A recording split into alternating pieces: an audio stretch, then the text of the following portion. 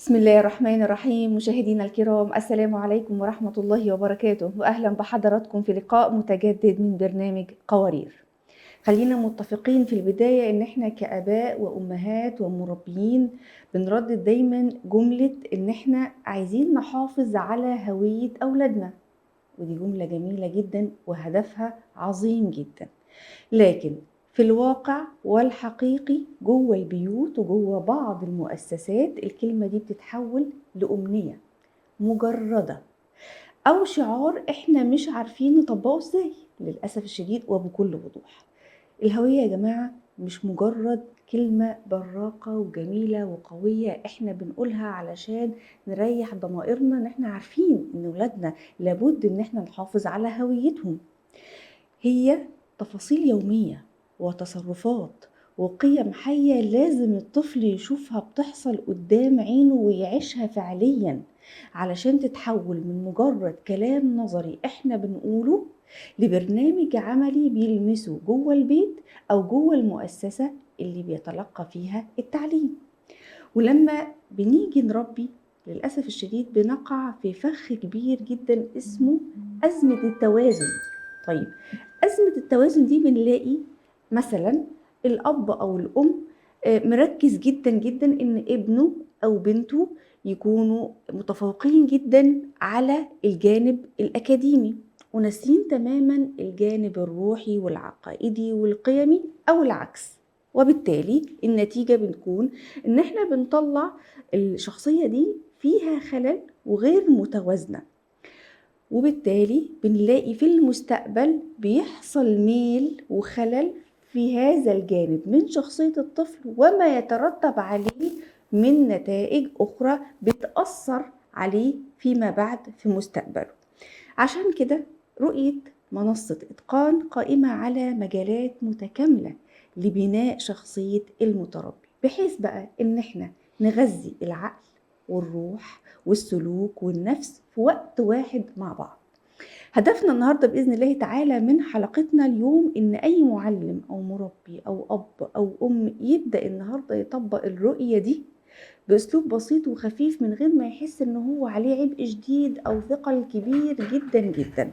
هنعرف التفاصيل دي مع ضيفتنا المشرفانا الدكتورة هناء جادو، مؤسس ومدير أكاديمية إتقان للمعلم ومؤلف منهاج طفلي سعيد متوازن. السلام عليكم وأهلا مرحبا دكتورة هناء. أهلا وسهلا أستاذة نرى، شكرا جزيلا على الدعوة. كتير من التحديات الآباء والأمهات بيبقوا خايفين منها جدا وبتمر عليهم مع ولادهم متعلقة بجوانب كتير. خلينا نعرض مع حضرتك مع مشاهدينا نشوف فيديو نتكلم عن تحديات، وبعد كده نشوف بقى نناقشها ونشوف نتعامل معاها ازاي. خلينا نشوف الفيديو ونرجع نبدأ حوارنا مع حضرتك. الوالدية الناجحة في القرن 21.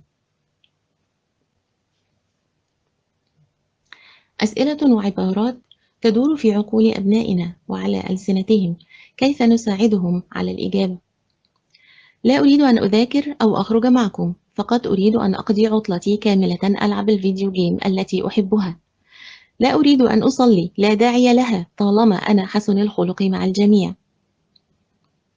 كيف أعرف أن محمدًا هو رسول الله حقًا وليس مصلحًا اجتماعيًا أو قائد دولة ذكي؟ لا أسمح لك بالاعتراض على صديقي، فأنا أحبه ومن حقي أن يكون لي بوي فريند مثل كل البنات. نعم، أنا أشاهد أفلامًا إباحية، الكل يفعل ذلك، ما المشكلة؟ لماذا يسكت الله عن الشر؟ لماذا لا يتدخل؟ كيف أعرف أنه موجود ورحيم كما تزعمون؟ أنا غير مرتاحة في هذا الجسد، أريد أن أكون ذكرًا. لا أعرف أي معنى للتعليم والحصول على شهادة، أريد أن أكون يوتيوبر أعرض الأكلات في المطاعم، أجني أرباحًا طائلة. نعم، أنا أدخن، كل أصدقائي يدخنون ويجربون أشياء أخرى. أريد مصروفًا أكبر، لدي مشتريات كثيرة، ما تعطوني إياه لا يكفي. أنا فاشل، لا أستطيع أن أفعل شيئًا، أريد أن أموت. المثلية حرية شخصية، ربما كانت أسلوبًا لطيفًا للحياة، جميعهم أناس مرحون لطفاء وكثير من المشاهير ينتمون إليهم. لن أتزوج أبدًا، ما حاجتي في رجل يستغل جهدي ويتسلط علي. لن أرتدي هذه الملابس التي اشتريتها الشهر الماضي. أنا بحاجة لملابس ماركات عالمية، لست أقل من أصدقائي. شفنا مع حضرتك مع المشاهدين العديد والعديد من التحديات والمشاكل اللي بتحصل في البيوت، واعتقد مشاهدينا اللي بيتابعونا دلوقتي مفيش حاجة من الحاجات دي ما بتحصلش في كل البيوت، ده إن صحيح. كانت مصروف أو كلام عن العقيدة أو العلاقات أو كل ده. تعالي حضرتك إيه والتحديات دي نتعامل أصلا معاها إزاي؟ مسألة التحديات اللي تم استعراضها الآن في الفيديو هي الحقيقة موجودة في كل بيت أو موجودة في كل مجتمع، خلينا نقول مش كل بيت ومش كلها طبعا، إنما كل بيت لابد أن يكون يعاني أو يحترق من بعض منها. بالظبط، مش لازم تكون مجتمع. واللي ساهم في وجودها في كل المجتمعات تقريبا فكرة العولمة. دلوقتي الأولاد بيتلقوا المحتوى على السوشيال ميديا أيوة. ومن على الإنترنت أكثر ما بيتلقوا من الأهل. يعني يمكن إحنا الجيل السابق كنا بنتربى في بيئة يعني مش هقول مغلقة، لكن إلى حد ما كانت الأسرة فيها هي العماد الأول لتقديم القيم والمفاهيم هي والمعتقدات، المصدر الأول. وبتديهم الرسائل، هي المصدر الأساسي والرئيسي. وكانت المدارس ليها دور في بناء الشخصية المسلمة وإن هي تعرف بالصواب والخطأ. حاليا دور الأهل تراجع جدا جدا جدا لحساب السوشيال ميديا والأصدقاء اللي هم غارقين في العولمة والسوشيال ميديا. فأصبح الأولاد التلقي الرئيسي عندهم من الخارج، من العولمة ومن الإنترنت.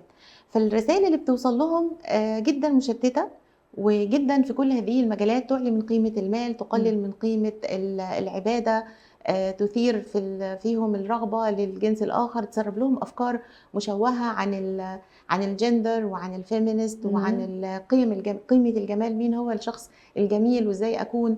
فإحنا متفقين إن هذه التحديات موجودة، وأنا يعني كتير قدمت دورات تدريبية وفي كل مرة كنت بستعرض معاهم هذه التحديات، وكان الكل بيتفق إن إحنا بنكتوي بيها.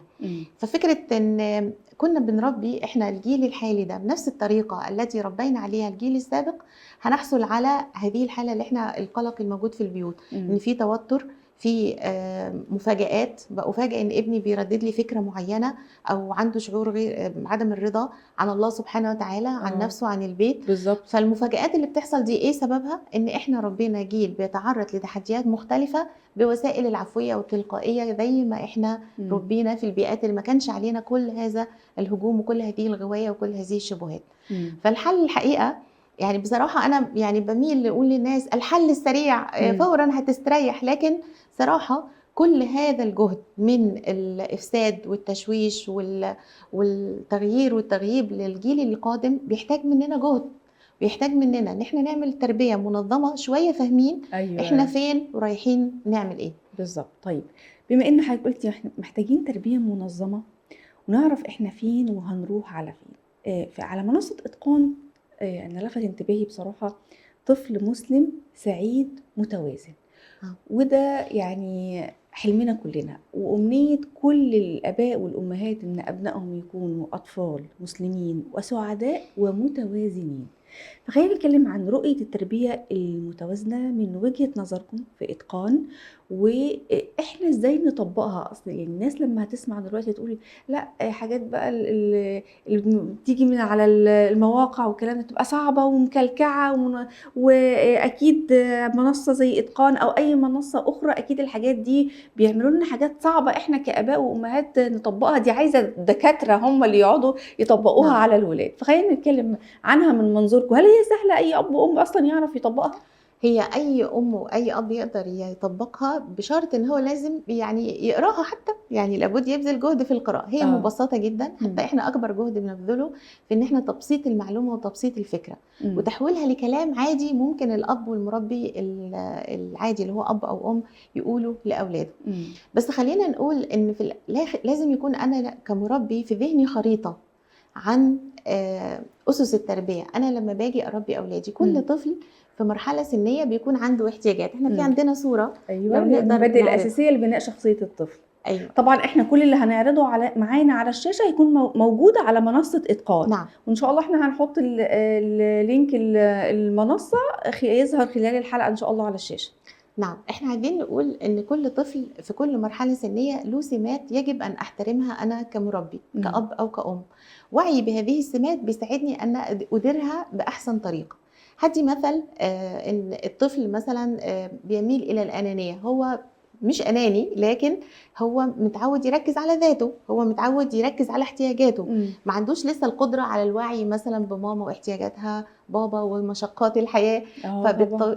فانا لن اسم هذا الطفل بانه اناني، لكن لابد ان ادربه على الوعي بالاخرين. أعلمه بالظبط. اذا انا لو انا تركته الصفه دي او السمه دي اللي هي طبيعيه جدا في مرحله الطفوله، لان هو ده قدره في الوعي، وهتكبر معاه هيتحول الى انسان اناني لا يهتم الا بنفسه ولا يراعي لا اشقاء ولا ارحام ولا كذا.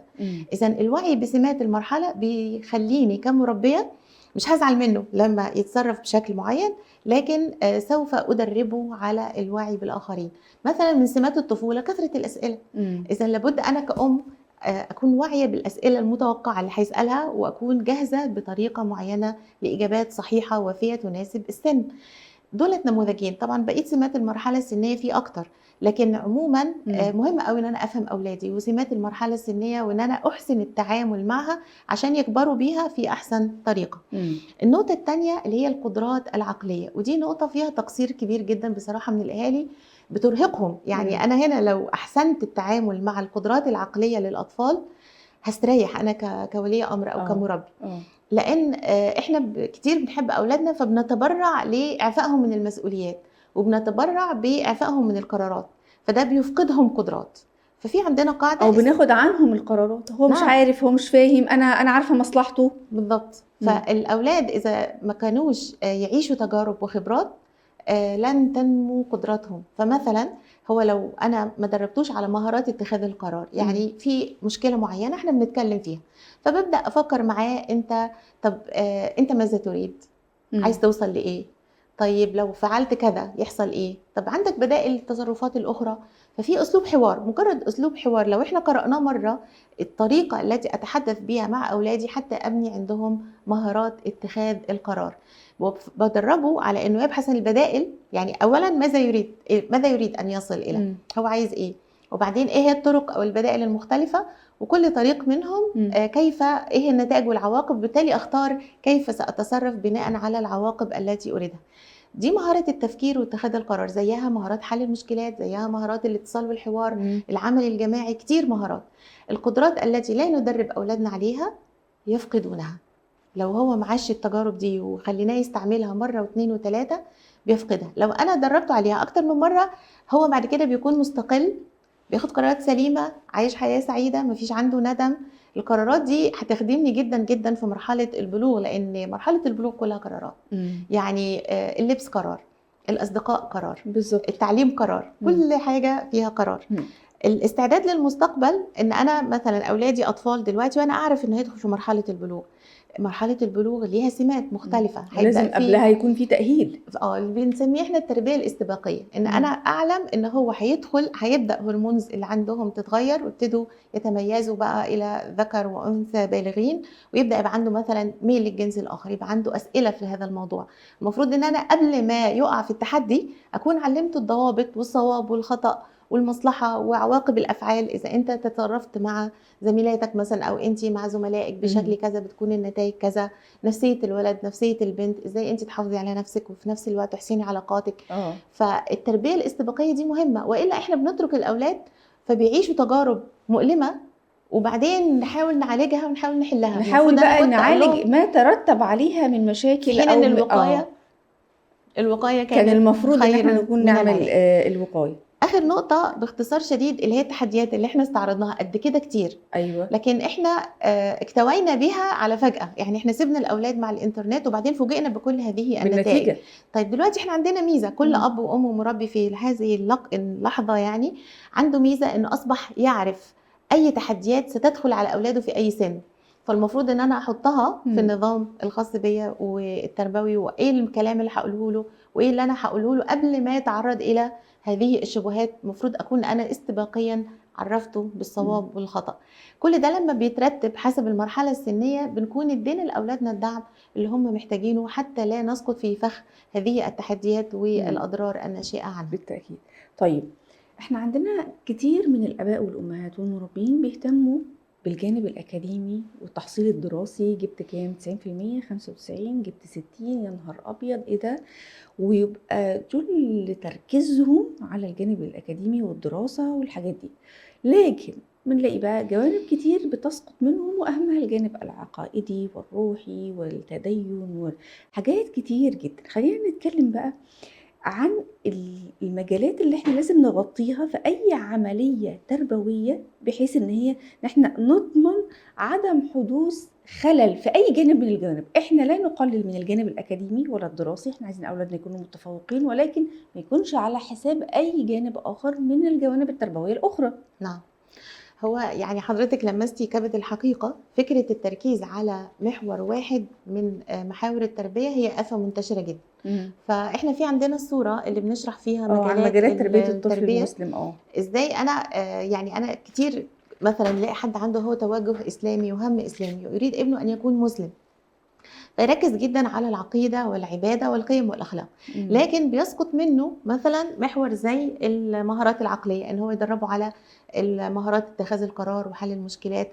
فالولد يكون عنده قيم وعقائد سليمة، لكن لما يجي يخرج للحياة يبتدي يصطدم بيها ويكون غير قادر على اتخاذ قرارات سليمة وحل المشاكل والتقدم في حياته بشكل جيد، ويدير حياته مع الآخرين والناس وكذا.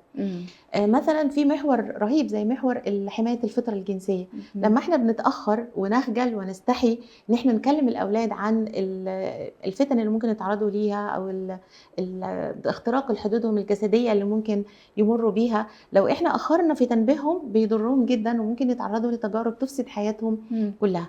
فاحنا في عندنا 6 مجالات للتربية. المحور الرئيسي اللي هو عشان يكون ابني فعلا مسلم، اللي هو بناء الهوية كعقيدة وعبادة وخلق. والمحور الثاني محور الصحة النفسية، ان هو يتقبل نفسه، يتقبل ذاته، يتقبل نوعه، ان انا ولد او بنت انا فخور بالنوع اللي ربنا سبحانه وتعالى خلقني عليه.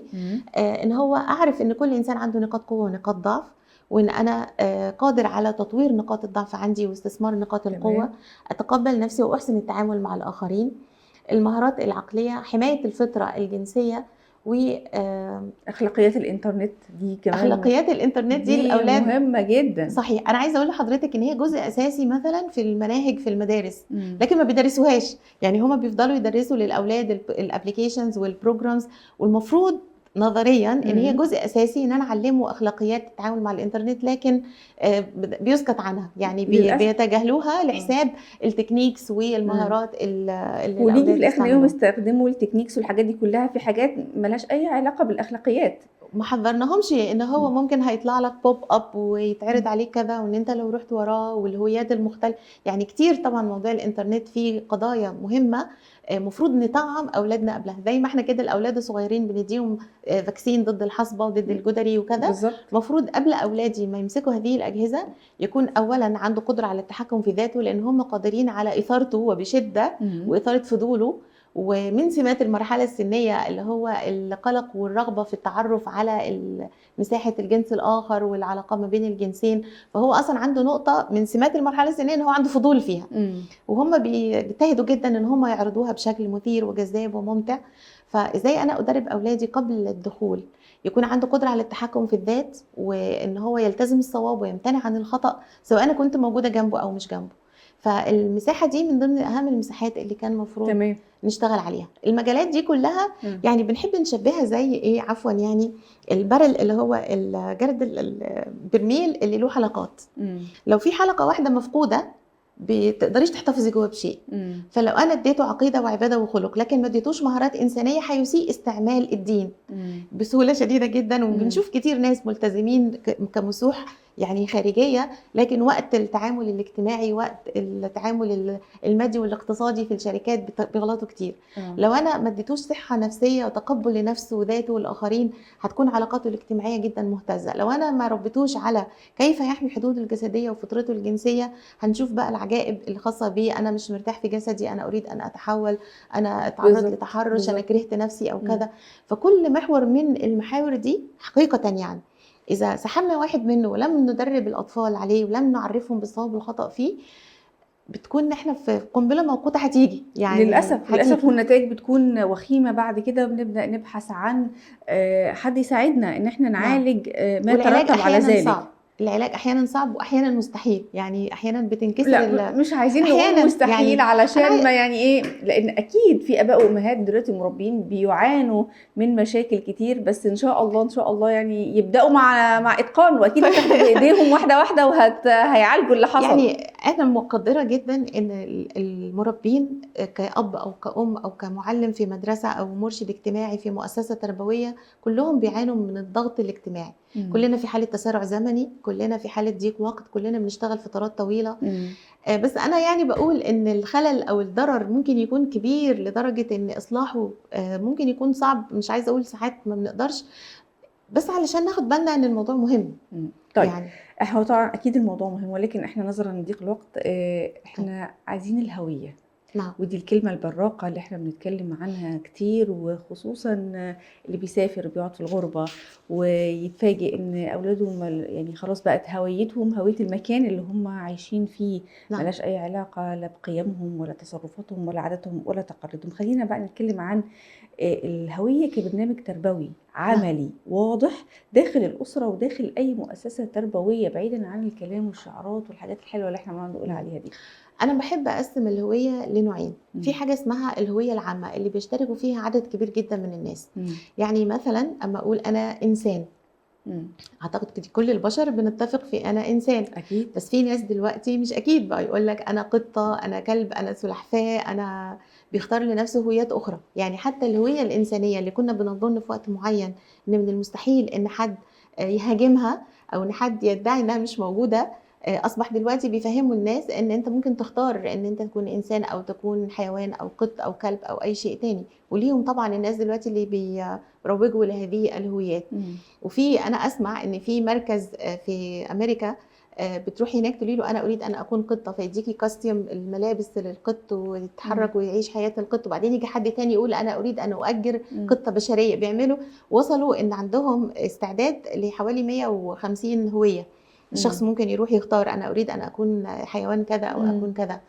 فالهوية الإنسانية هي أرقى هوية المفروض لازم نشتغل عليها في هذا الزمن، ما كناش بنشتغل اللي الله عليها سبحانه وتعالى زمان. كرمنا بيها، كرم بني آدم. بالضبط، إن أنا أعلم إن أنا إنسان، ربنا خلقني بيديه ونفخ في من روحي وعلمني، وكان هو معلمنا الأول وعلم آدم الأسماء كلها، وإن أنا إنسان ومكرم، وإن أنا لا يمكن أقبل إن أنا أتنازل عن هذه الإنسانية. ربنا اداني القدرة على الاختيار، أنا أستطيع، أنا حر، أنا كائن حر، أستطيع أن ألتزم الصواب أو الخطأ، لكن طبعًا هذه الحرية مسؤولة ومحاسبة في الأخير.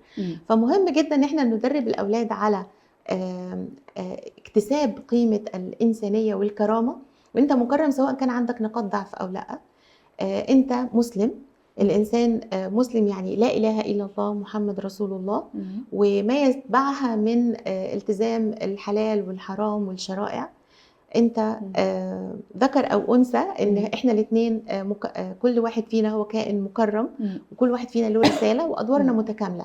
فاكتساب الشخص لهذه الأدوار بيحتاج مننا مجهود في إن إحنا ندربه عليها ونعرفها له، وإحنا كمجتمع نكسب كل واحد الاحترام لذاته والنوع اللي ربنا سبحانه وتعالى اختاره له. طبعا كل نقطة من دول ليها طريق، ليها أهداف تربوية المفروض نشتغلها مع الأولاد ونوصلها لهم ونطمن إن هم تقبلوها فعلا وارتاحوا لها، ببناء القناعات عندهم بحيث إن هي تتحول إلى سلوكيات بعد كده في حياتهم اليومية. بالتأكيد.